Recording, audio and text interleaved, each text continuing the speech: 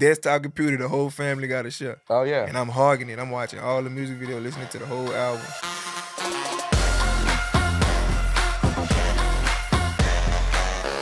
All right, guys. Thanks for joining us today on the Elation podcast, where we enjoy exhilarating euphoria through creation and collaboration. Today, we're with Majorloveee. You dig? How you feeling? How you doing, buddy? I'm doing good. I'm 3 excited. E's. Yeah, Majorloveee with 3 E's. That's 3 chances for your girl to get with me. There you go. 3 chances. Oh man. You know, I do you really need 3 chances sometimes? That's the test. That's the test. That's the Okay, test. Do you really need 3? Do you really need? You might not 3? never get to that third one. No, you never. No strikes out. Well, let's talk a little bit about your origin story, man. Where are you from? I'm from Baton Rouge, Louisiana. From Baton Rouge? Yeah. I got you. And where did you go to school? I went to school at Mentorship STEAM Academy in Baton Rouge, and I also went to college at Southeastern Louisiana. Okay. What did you study? I studied kinesiology. I wanted to be a physical therapist. Okay. But I played sports, so it was like I just wanted to So it fit in a little bit? Okay. stay around the sports some type of way. I got you. So what kind of sports? Basketball. Basketball. I like basketball. I like anything. I mean, when you're an athlete, you can kind of play around with everything. I just like competitiveness. Yeah. That's all. I watch Olympics. I'm watching everything. No, I hear you. No, growing up, I played baseball, football, soccer, basketball, the whole thing, you know? But basketball was my main thing. Okay. For sure. So what position? Point guard. Yeah, I would have guessed. I'm little. I would have guessed. Now, when I was younger, I played when I was younger, and I was always bigger than everybody. So I played center. I got But you. then once I got to high school, it was like, nah, Yeah. No. You the smallest person on the court. Yeah, it's kind of the same for me. In 8th grade, I played forward, and then when you get to high school, you're not as big anymore. Yeah. So I moved to shooting guard. But when you're young, you normally play really all positions. Really. Yeah, no, 100%. Well, especially in football, I played all over the field in football when you're young. You know, whatever you could do, go do it. Whatever you could do. That's funny. Well, when did your life turn into music? When did you pick it up? Well, my life always been music, and I actually didn't register to me until I started making music. But like I was a gospel rapper in my church. Okay. I played the drums at church. When I was younger, like we used to always just sit around and watch 106 in Park. Like I'm getting out of school, going straight to the TV to watch that. Right. So I've always been interested in it, but I thought that was normal until around COVID time, right before COVID hit, my partner died. Okay. And I woke up the next morning after I found out and heard somebody else make a song called Depression. And it was like kind of talking about them losing somebody. Mm-hmm. And I was like, maybe I should, let me do something to talk about it. It hit you emotionally. Yeah. Yeah. And then when I did it, all my friends was like, no, it's nice. It was like, when you started doing that, I said, I just woke up. I just was trying to like deal with something. Right. And it was like, no, do it again. So then I did it again. And it was like, no, do a different type of beat. Like do some party stuff. And then when it was like, nah, these nice. And I posted it on Instagram. No, it was Twitter at that time. I posted it on Twitter. And when it went crazy on campus, I was like, well, let's see what I can do. Yeah. Well, you know, campus is a good place for you to test things, you know, because there's a lot of ears that are willing to listen to new stuff. Yeah, because they all trying to figure themselves out. Right, too. 100%. So I feel like campus is a good little catalyst for growing the fan base. Yeah. So you said music has always been a part of things, and you know it's funny. I miss the days of 106 in Park. Like Me too. I miss those days. Like that was literally jump off the bus. Before I even finish my homework, I'm going to watch that. Right. Yeah, I remember like knowing that an album's coming or a CD was coming out, like and going like that day and going right after school to the CD store to listen to it in the headphones, even if I wasn't old enough to buy it and bring home. I was sitting there for an hour listening to it. Yeah, I'm in on the YouTube. Headphones. I used to be on YouTube at the computer, the family computer around this time. We ain't had no phones or iPads. And Right. It's one desktop computer the whole family got to share. Oh yeah. And I'm hogging it. I'm watching all the music video, listening to the whole album. Yeah, I remember before that. I mean, the only way you were going to listen to it was at the CD store. You know, they had all the little. They had it lined up right by the up all the register. booths with all the headphones that were probably sweaty because everybody's been using them. Yep. You know, stuff that we couldn't do nowadays. But I feel like music meant so much more to people back then. Yeah. You know, Well, the people that was making it was making music that felt. that you felt make you feel emotional, Yeah. and that's why you started, man. Well, sorry about your partner. I mean, that's it's fine. you know, it's you know, we all go through that part of life, you know. And the older I get, I realize how normal that is, normal that feeling is. So that's kind of why I still make that type of music. Right. Absolutely. Well, I mean, like I said, everybody kind of goes through that, and life is a cookie on that sense. Like you Yeah. definitely you don't know where it's going to bake and where it's not, Hmm. But I music business is a tough business to navigate. Yeah. What made you say, all right, well, physical therapy is something that I went to school for, but I'm going to risk everything and just dive into this business? I mean, I know it was an emotional start, but what made you go like, all right, well, I can actually make a career out of this? Just like my drive for it, like it was an uncontrollable drive. Like for the physical therapy, I'm going to class, but really in the back of my mind, it's like I know my mama just paid all this money. My mama would love this degree. You know what I'm saying? Like Right, this, I'm gonna be good at this, but I really want to play basketball. It's like my backup plan though. But right, I'm gonna be good because it'll help, and my mama gonna be happy.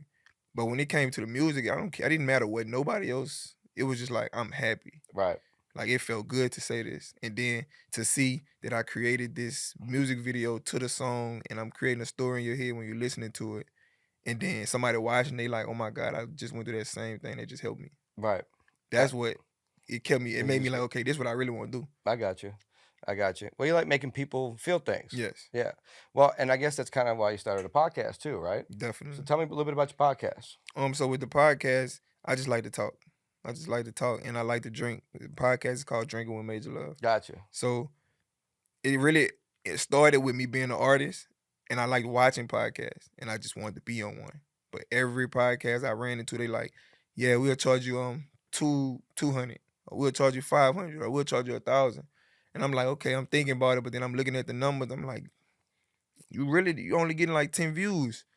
Like I'm not trying to discredit what you're doing, but Right. charging me 500 and we both on the same level. Right. Let's build together. Right. And then I honestly didn't have the funds to pay it anyway. Right. So then I was like, you know what? I could just create my own podcast and I'll always be on the podcast.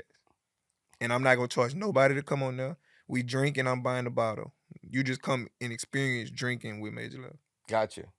Well, I feel like it's one of the best things you can do networking wise. Definitely. It's definitely the best networker. It's definitely it's helped me bring people in here to Elation, and it's kind of why I started it. I just felt like it would just start a wave of people wanting to be here. Definitely. But yeah, once you start charging for guests, it definitely turns into a different space. Yeah. You know, but what do you see the podcast business going like? I mean, because the podcast should be a business at some Hmm. point. Like if we build up to a point where we can charge and it makes sense, Yeah. you know. I mean, do you see this as like something that is a part of your career, or you just see it part as an advertising tool? It started off as an advertising tool. Right, Now I feel like it's bigger than the music. right, I feel like this might be my thing. The music is just what something else I'm good at. right, But I enjoy the podcast and like I see it going places. I watch a lot of podcasts, like a lot of them, and I see the different dynamics of how people decide to do theirs or the different things they promote. And as far as money, like in it, I feel like you can make money in it in different ways, like endorsements, absolutely, commercials, absolutely, stuff like that. And that's still helping each other because it's a brand that's trying to grow, and you absolutely, have a platform, absolutely. bring it Well, and if together. you grow a platform, you can also start pitching your own music. You see what I'm saying? So it all kind of works hand in hand, 100%. Well, and I think, and I don't want to be wrong, quote the wrong numbers. So I want to say it's something like a little over 400 million podcast listeners right now Mm-hmm. in the world, and it's set to grow 100 million by next year, Yep. or 100 million more by next year, which is just nuts Yeah. because I almost feel like more people are watching and listening to podcasts than they're actually sitting down and listening to music. Right. And it's put it in this sense. It's like another 106 in Park. Right. It's the fans' way of sitting down and talking to whoever their favorite celebrity is or whatever. Right. Like Well, that's how they get to meet them. it's funny because things definitely come back around, and because I always it's like the new talk radio for me. Yep. Like my dad was, I mean, all he did was listen to talk radio in the Yep. car. And It's just a different angle of it. yeah, 100%. Do you watch more podcasts or listen to more podcasts? Watch. You I'm a watch? visual person. Yeah, yeah, yeah. I Yeah. agree. I I like agree. to study podcasts and not just the guests. Like I'm studying the person who the podcast for. I'm looking at how they line it up, like how they line up their questions. If it's like segments on topics, if they throw commercials in there, Mm-hmm. if they have like endorsements and they got the logos, and I'm paying attention to all that. And then I'm also looking at the guests, looking at how you can, you can kind of like let the guests talk and build more questions off of that versus what you already had. No, 100%. So like when I watch podcasts, I'm watching because I'm interested, Right. but I'm studying at the same The, time. the tangents, that's where you get your best conversations. Yep. Yep. Well, so who's your best podcaster? Like who's your favorite to watch? $1 million worth of game. Okay. But besides them, uh, it'll probably have to be Podcast P with Paul George, the basketball podcast. Okay. Yeah, I like him. He brings other stars on and they talk about stuff during the season or stuff going on with teammates and stuff that fans always want to know. Right. Yeah, the intricate stuff. Yeah. I got you. Well, so what kind of guests do you bring on your show? I kind of let anybody that want to come on there, to be honest. It started off with just entrepreneurs, but then I had fans that like really enjoy watching and want to get on, that they might just be a nail tech or they might just Right. be in school. I'm like, let them come on, but they still have interesting things they want to talk about. Right. So I kind of just let it flow. Everybody's got interesting stuff to talk about. I mean, Yep. you ever seen those interviews where they grab a homeless guy off the street and they ask him about like what was your life before, Yeah. what were you doing, and I mean everybody's got a story. Yep. You And once know? I learned that, I stopped being picky about who it is. I got you. Yeah, I mean, and that's kind of what elation is in a sense. Like it allows me to talk about anything that brings elation to you in your life, which is peak happiness. Yep. So, I mean, truly, we could talk about anything. So we've had people from, major artists to people talking about AI and politics and augmented glass and all kinds of Yeah, stuff. whatever's interesting to them Yeah. or intriguing to their mind. How do you feel about New Orleans and the industry here? Do you feel like New Orleans still has some catch up to do in the podcasting influencer like content creation world? Content creation, no. I feel like New Orleans is really at the top as far as like just putting stuff out there. Now, if you speaking directly on a podcast, definitely. Yeah. I don't know too many podcasts in New Orleans. They probably have a lot, but like Right. to be known and people coming on it, I think I maybe know one, and I don't even think he's consistent anymore. Gotcha. I don't know. I just feel like it's a lot of catching up to do. Yeah, well, and I feel like there's a lot of people creating content here. Yeah, that's why I say content wise. But I also don't think everybody knows how to make money off their content they're creating. No, So I feel like the business has not come down here yet. Okay, yeah. In that sense, no. Because I see a lot of content creators that are doing things for free meals, free clothes, free this, free that, some followers, some followers, which is social currency, but you're not going to pay the bills with that. So like, it's got to get to a point where these content creators are making actual money. I feel like because if the business needs to be taken seriously. Yeah, and I think a lot of that come like with that hosting and stuff.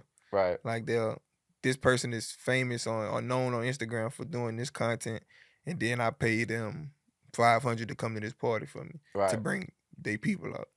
That's like a way that they make money now, but like a more business standpoint, they need another way. No, 100%. Because I mean, anything outside the city. I mean, you go to LA, Miami, New York. I mean, they're making huge money for these posts, and huge money for these endorsements.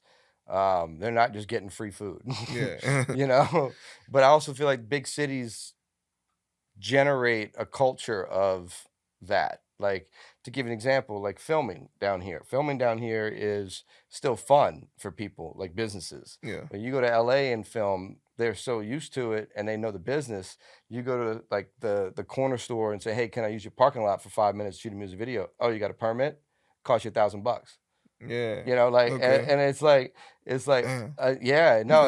legit, like, serious. And you could go to any corner store down here and be like, "Can I use?" "Yeah, please. Can I be in it?" Sometimes you don't even have to ask. No, you just pull up and do it, but it's just looked at differently down here, which is great for the creatives. But on the other side of the business, it doesn't create a culture of business for them. Yeah. That definitely makes a lot of sense because they're not learning to spend money or invest in themselves because they don't have to. Right. I feel like, and music's the same way down here. I feel like especially with rappers and stuff, like it's everybody there's a ceiling that they get to, and and there's no real way to understand how to break that ceiling unless you leave the city and understand what other artists are doing nationwide. Yeah. You know, and I feel like if there was a culture of business that we could create down here, that people thought about it differently, and understood it as a career, not as a creative. Yeah. I feel like It's a we good would all idea. start to make um, gains in that situation. Nah, that's definitely a great idea. I never thought about that. Because the film people have their union down here. They got their stuff. I mean, and there's issues going on with things, but the film industry is pretty uh tight knit. Like their culture is business minded, Hmm. you know, and then it trickles the when you come to the music side, it just the careers and the culture of the business side just hasn't been structured here. I mean, there's no label buildings here. Yeah. There's no A&Rs down here.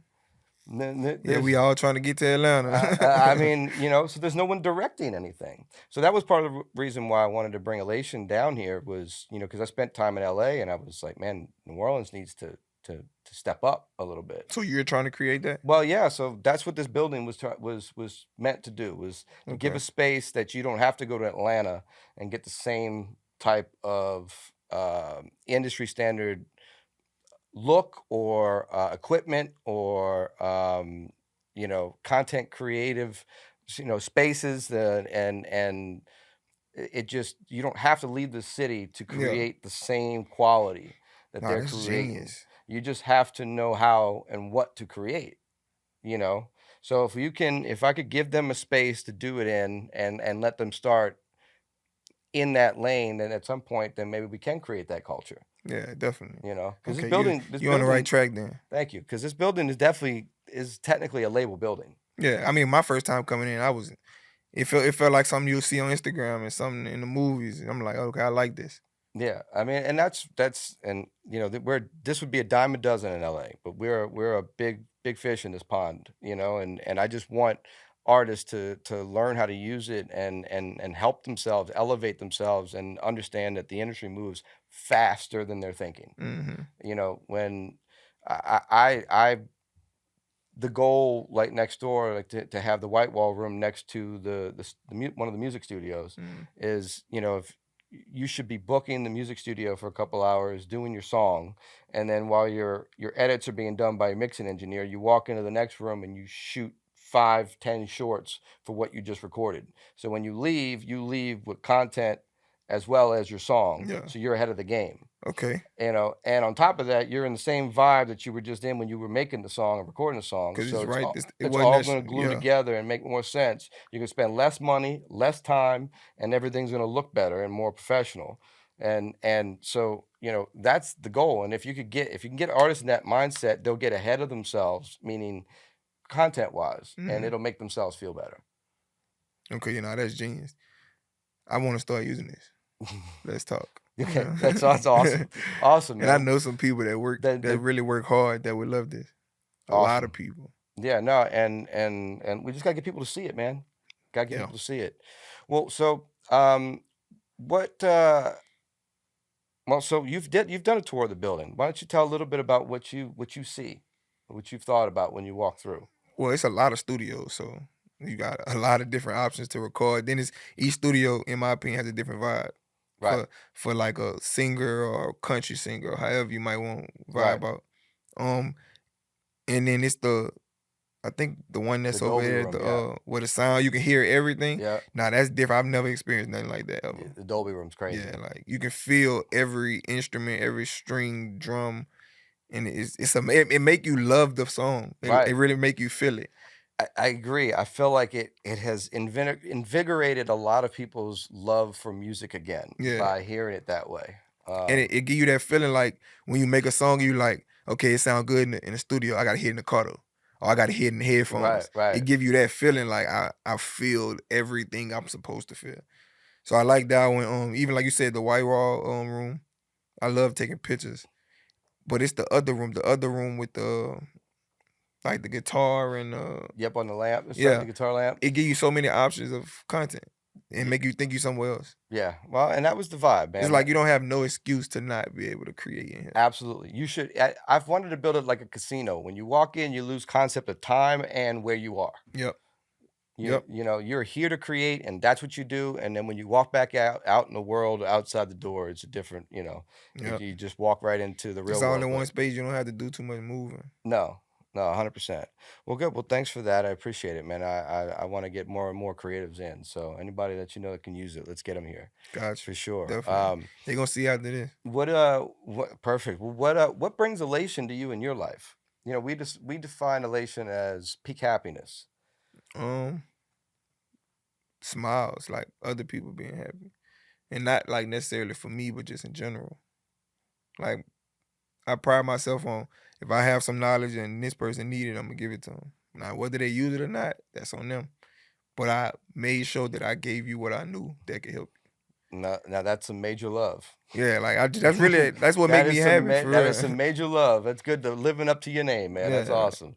That's I awesome. feel like as long as I did what I was supposed to do, I'm living good. I'm happy. Perfect. Awesome, man. Why don't you tell everybody where you can find your socials and your music? You can find me everywhere on Instagram, TikTok, Apple Music, Spotify, YouTube, Majorloveee with 3 E's. Don't forget the 3 E's. The 3 E's. Check them out. Check your music out. Check your podcast out. Yeah, podcast, music. I actually have a concert that I'm working on. Like I'm about to put together my own concert out here. Nice. That's coming up. About to have some tickets for that. But the podcast where I'm at, if you're looking for me, every week we dropping a new episode. We're on episode 58. Awesome. Awesome. Well, thanks, guys. I appreciate you guys joining us. I appreciate you joining us. And please like and subscribe to the page if you like what you've heard today. And see you again. Peace. Elationent.